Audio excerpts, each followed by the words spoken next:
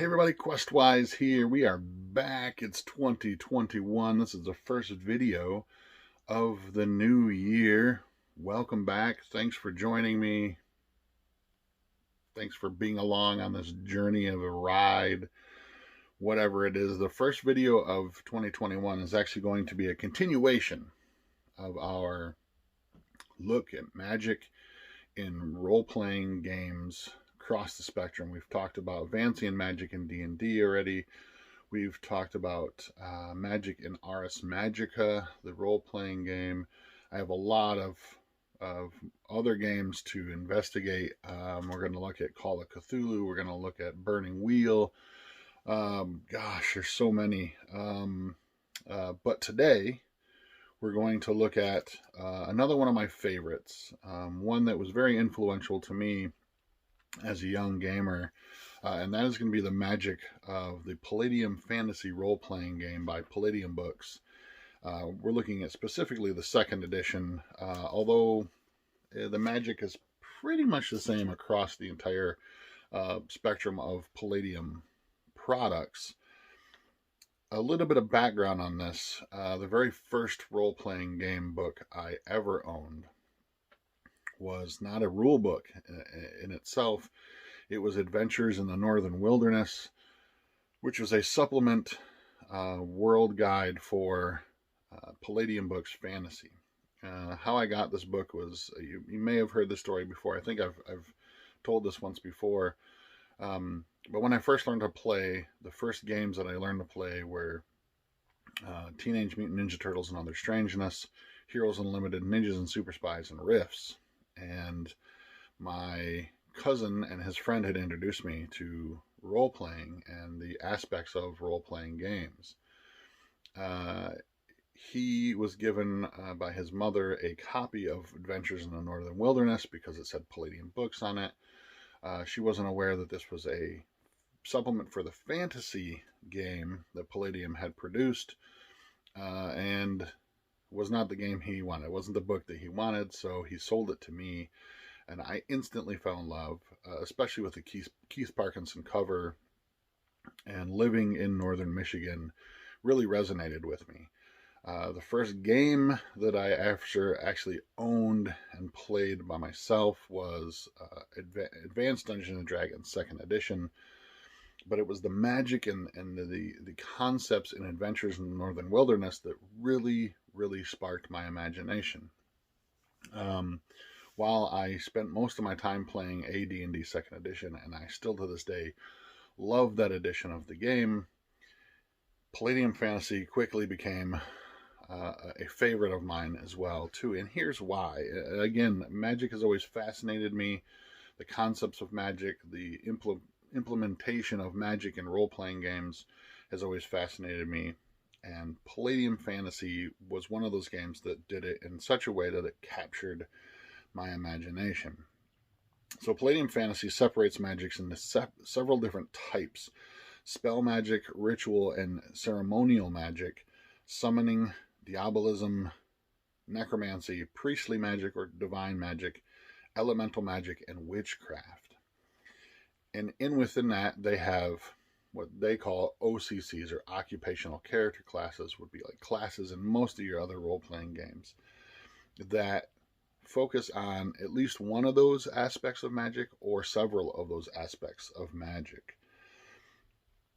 The thing that really resonated with me with Palladium Fantasy is that the magic has a history. It is well plotted out. It is the current state of magic in the world, in the fantasy world, has a history, and I really found that fascinating to me, that magic itself had and in a lot of games it does. You see a lot in D&D.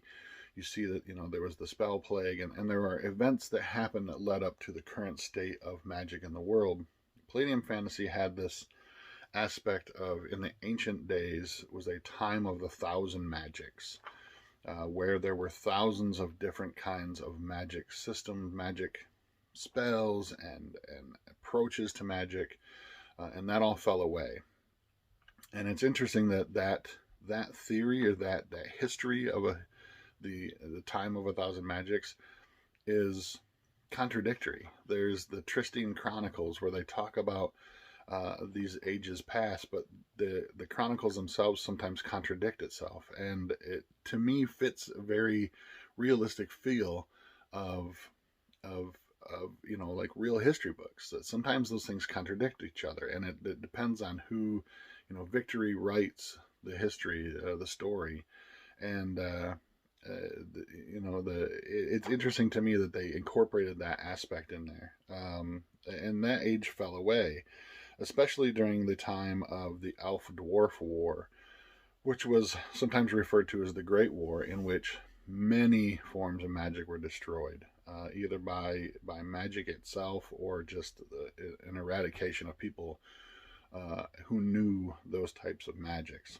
So I was really interested in the aspect that magic had a history in this world, and it fits very well, and becomes an integral part of the current storyline of the world as it were already in place. The other thing that I was really fascinated by, and you get this a bit in other role-playing games, especially Ars Magica, a little bit in more current editions of D&D, but Palladium institutes the idea of the mastery of magic. There are three things, and for the most part, completely narrative. There are no sort of rules behind any of this stuff. But there are three things in order to be a master of magic in the Palladium fantasy world. One is belief, the utter conviction that magic exists and it works. Any magic using character, OCC, occupational character class, has to have the idea that magic, that there's a strong, complete, utter belief that magic is real. Otherwise, it will fail for you. Two, you must have the mental discipline in order to cast magic. You have to not only believe in it, but you also have to sort of mentally prepare and discipline yourself in order to harness these abilities. And we'll get into the mechanics of what those abilities are. And then number three, you have to understand magic. You have to understand how it works, and you have to understand the theories behind and within magic as the discipline within the discipline that you're trying to master. I found that really fascinating as well too, that there's more to just like playing a magic character and saying, oh, I know these spells and this is how it works. There's a narrative sort of background to the fact that you have to believe, you have to be disciplined, and you have to understand. And it, to me, was very appealing because of I like characters who are learned. I like characters to uncover secrets. I like that aspect of role-playing and that narrative approach to games. Now, coming to the mechanics of magic in Palladium. Palladium uses what they call PPE, or potential psychic energy, is what a magic user will gather in order to focus the magical abilities into reality. So potential psychic energy, every living creature has some amount of it. Every person, whether they're magic users or not, every living person has a small amount of PPE. It is magic users that learn to harness that and to grow that within themselves. They also learn how to harness it from other things, and we'll get into that in just a second. So what this effectively comes down to is spell points. You have a number of PPE, or potential psychic energy points, that you draw upon. Each level it grows stronger and stronger, but that you draw upon in order to cast these spells. So if you want to look at it at the base kind of core mechanic of things, it is a spell point system. Now, in Palladium Fantasy, magic users start off extremely powerful. Palladium Fantasy is a much more like high fantasy type of setting in which characters not quite superhuman at the beginning, but they are definitely well above average as compared to other, more traditional fantasy settings. So you start off with a pretty decent amount of potential psychic energy, or PPE points, and you begin the game as a first level. If you begin the game as a first level magic user, you have access to a lot of spells. According to this, most magic users will start with 11 spells up to 4th level in strength, which, if you look at D&D, is not the case. More recent editions of D&D, yes, you'll see a lot more spellcasters will have access to a lot more spells. But like OD&D, first edition D&D, second edition D&D, you generally had 1 or 2 spells to start first level. And those were replenished. Well, your spell slots, your ability to cast those spells were replenished after you took a long rest, what they call a long rest now. When you sit down to study them at the end of the day to prepare for the next. So magic users in Palladium, much more powerful to start with. The spells in this game cover a variety of different things. I was always really enamored by the spells are very recognizable if you've played D&D and many other fantasy games, but they have cool names like the Armor of Ithan, Eyes of Thoth. They have some character to them that kind of helps them fit to the Palladium fantasy world. And I found that very appealing as well, too. And you find that in D&D, Tasha's Hideous Laughter, Tenzor's Floating Disc.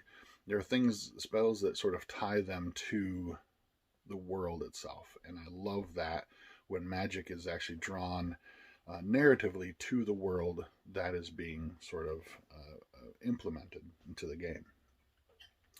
We talked earlier about other sources of PPE, or potential psychic energy, in Palladium Fantasy that can be drawn from talismans or artifacts that sort of harness the extra PPE.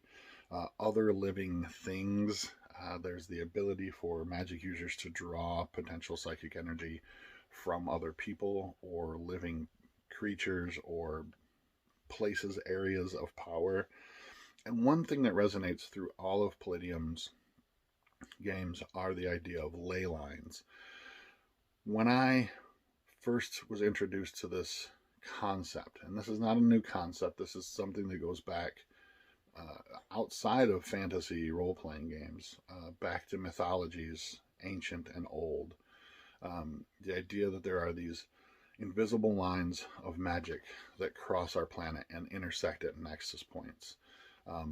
There's the theory that Stonehenge was built upon one of these nexus points, and that the Druids used this nexus as a way to draw and feed their rituals and magical festivals.